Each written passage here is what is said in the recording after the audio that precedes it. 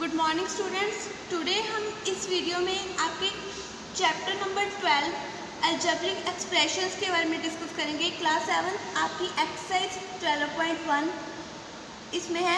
देखो algebraic expressions. Algebraic expression में सबसे पहले क्या है, हमारे पास वेरिएबल्स एंड कांस्टेंट की मिक्स वैल्यूज होगी। ठीक है, means algebraic expression means x and y, we can say x and y z, कुछ भी आपके वेरिएबल्स हैं एंड 1 2 3 4 आपकी कांस्टेंट, इनकी वैल्यूज यहाँ पे होंगी। ठीक है, यहाँ पे अलजेब्रिक एक्सप्रेशन जो है, देखो फर्स्ट क्वेश्चन है हमारा, get algebraic expression in the following cases using variable, constant and arithmetic operations. ठीक है, अभी यहाँ पे हमने अलजेब्रिक एक्सप्रेशन बनाने हैं। ठीक है, यहाँ पे हमारे वेरिएबल्स होंगे, कांस्टेंट होंगे एंड अरिथमेटिक ऑपरेशंस होंगे। ठीक है, वेरिएबल्स मतलब जो मैंने बोला कि एक्स वाई जेड आपकी वैल्यूज जो आपकी वेरी करती है। ठीक है, वो आपके हैं वेरिएबल्स। कांस्टेंट आपके 1 2 3 4 नंबर, मैथमेटिकल नंबर, वो होता है आपका constant. Arithmetic operations means plus minus multiply divide, कुछ भी आपका साइन है जो, that is your arithmetic operation. ठीक है, आपने अभी अलजेब्रिक एक्सप्रेशन बनाना है इनको यूज़ करके, मतलब अपने variable, constant and arithmetic operation को यूज़ करके। जैसे आपका फर्स्ट पार्ट है subtraction of z from y। आपने z को क्या करना है, सब्ट्रैक्ट करना है y से, means answer is y minus z। ये आपकी बन गई अलजेब्रिक एक्सप्रेशन। जैसे नेक्स्ट पार्ट है 1/2 of the sum of numbers x and y। ठीक है, 1/2 मीन्स 1/2 किसका, sum of numbers x and y, means bracket में x एंड y का क्या है, सम, उसके सम का हाफ। आपका अलजेब्रिक एक्सप्रेशन बन गया 1/2 ऑफ x प्लस y। ठीक है, अभी जैसे एक और पार्ट है 1/4 of the product of numbers p and q। 1/4 means 1/4 किसका, product of numbers p and q का, मीन्स p q की प्रोडक्ट। ठीक है, सो 1/4 ऑफ p ऑफ q, ये आपका गया अलजेब्रिक एक्सप्रेशन। जैसे एक और देखो, numbers x and y both squared and added. x and y को दोनों को स्क्वेयर किया गया एंड फिर ऐड किया गया। स्क्वेयर मीन्स x का स्क्वेयर आ गया एंड y का भी स्क्वेयर आ गया, फिर दोनों को स्क्वेयर कर चुके हैं हम। फिर उसके बाद क्या बोला उन्होंने, एडेड, उसको बाद हमने एडिड किया, x square plus y square आ गया आपका अलजेब्रिक एक्सप्रेशन। अभी हमारा है next, numbers 5 added to 3 times the product of numbers m and n।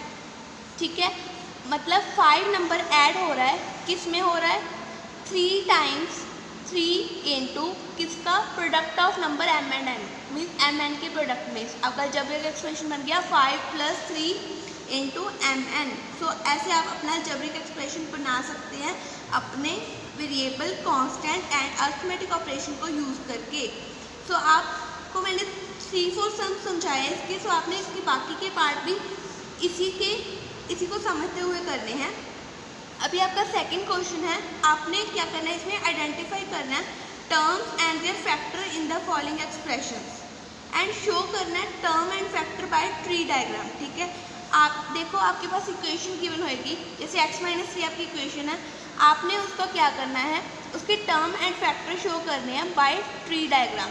ठीक है, जैसे x - 3 है, उसकी ट्री डायग्राम बनाएंगे, मीन्स x आ गई आपकी एक टर्म, देखो, एंड आपकी -3 आ गई आपकी अनदर टर्म। ठीक है, देखो आपकी ये जो टर्म है ना, उसके पार्ट बन गया है, जैसे x अलग है, -3 अलग है। सो आपने इसको एरो ऐसे बना के एस ट्री डायग्राम शो करना है। जैसे बी पार्ट है हमारा 1 + x + x²। ठीक है, 1 + x + x² किस में स्प्लिट हुआ, मतलब ब्रेक हुआ। देखो ब्रेक हो 3 हिस्सों में, एक आ गया 1 का हिस्सा, दूसरा x का, तीसरा आ गया x के स्क्वायर का।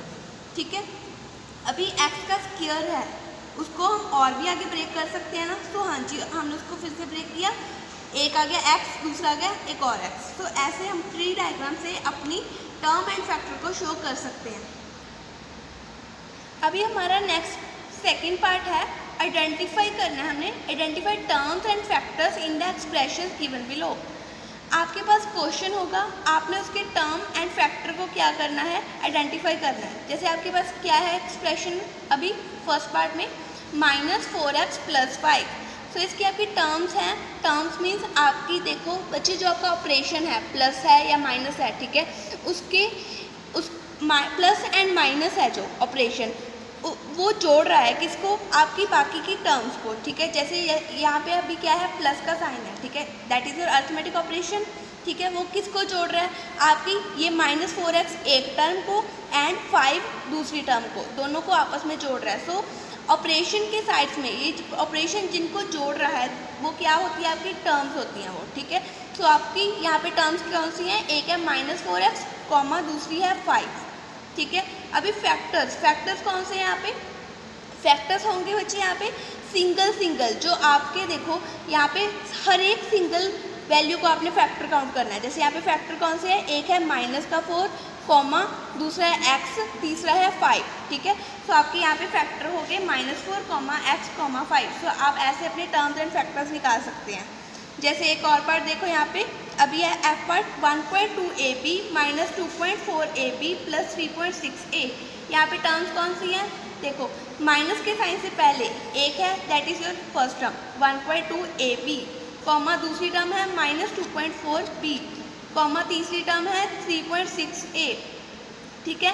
अभी आपके फैक्टर्स कौन से हैं, फैक्टर्स हैं आपके 1.2 comma a comma b comma -2.4 comma b comma 3.6 comma a। तो आपके अलग अलग वैल्यू आपके क्या हो गए, फैक्टर्स हो गए। सो आप ऐसे अपने एक्सप्रेशन से टर्म्स एंड फैक्टर को निकाल सकते हैं।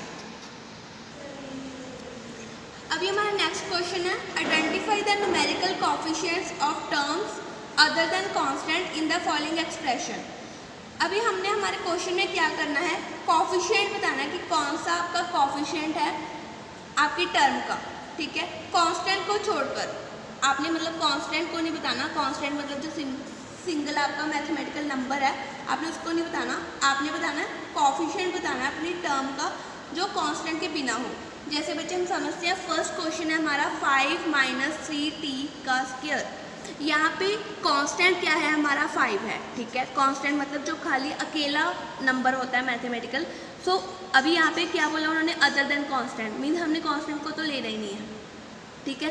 सो आपके एक्सप्रेशन 5 - 3t स्क्वायर में कांस्टेंट के अलावा कौन सी टर्म बचती है बच्चे, -3t का स्क्वायर। सो आपकी टर्म्स क्या है, टर्म्स कौन सी बची यहाँ पे, -3t का स्क्वायर। सो कोएफिशिएंट उसका क्या है, कोएफिशिएंट मतलब जो आपके वेरिएबल के साथ में आपका जो नंबर लगा होता है mathematical number, that is your coefficient, ठीक है। यहाँ पे अभी -3t स्क्वायर का कोएफिशिएंट क्या है, -3, ठीक है, बिकॉज आपके वेरिएबल t स्क्वायर के साथ क्या लगा हुआ है, -3। सो आपका ये आ गया कोएफिशिएंट। अभी आपका एक पार्ट देखो, 1 + t + t² + t³। इसमें आपकी टर्म्स कौन कौन सी हैं, कांस्टेंट के अलावा, कांस्टेंट है आपका 1, सो आपने उसको तो लेना ही नहीं है, ठीक है।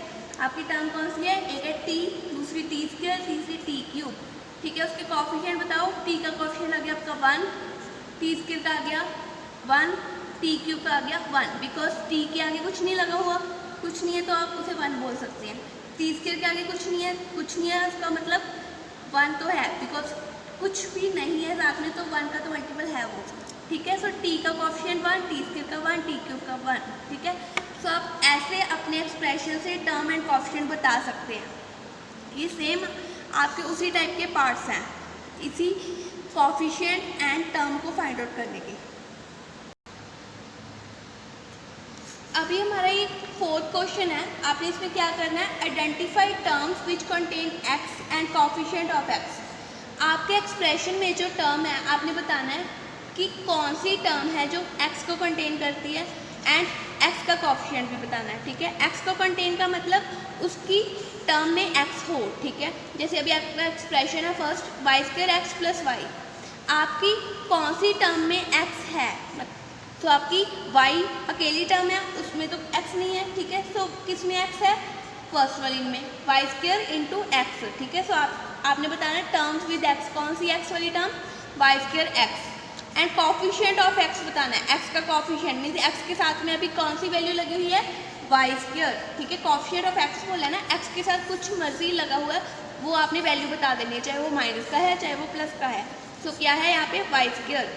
अभी यहाँ पे एक और पार्ट देखो, f पार्ट है 12xy² + 25, ठीक है। सो टर्म्स विद x बतानी है, इसमें x के साथ कौन सी टर्म लगी हुई है, देखो टर्म्स विद x वाली टर्म बताओ कौन सी है यहाँ पे, 12xy², ठीक है। 25 तो नहीं है बिकॉज दैट इज़ कॉन्स्टेंट। सो ऐसे हम अपनी एक्स वाली टर्म बताएंगे जहाँ पे एक्स कंटेन हो, ठीक है। सो यहाँ पे कोएफिशिएंट ऑफ एक्स क्या हुआ, मीन एक्स के साथ क्या लगा हुआ है 12 एंड और क्या है Y square. So coefficient of X आ गया आपका 12 वाई स्क्वायर, ठीक है। अभी आपका एक और पार्ट, सेकंड पार्ट देखो, आइडेंटिफाइड टर्म सेम ऐसा है यहाँ पे, जहाँ पे एक्स है यहाँ पे अभी क्या है वाई स्क्वायर दिया हुआ है इन्होंने। Identified terms with which contain y square and give coefficient of y square, ठीक है।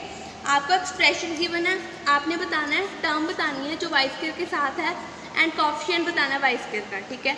आपकी जैसे फर्स्ट टर्म है 8 माइनस एक्स वाई स्क्वायर।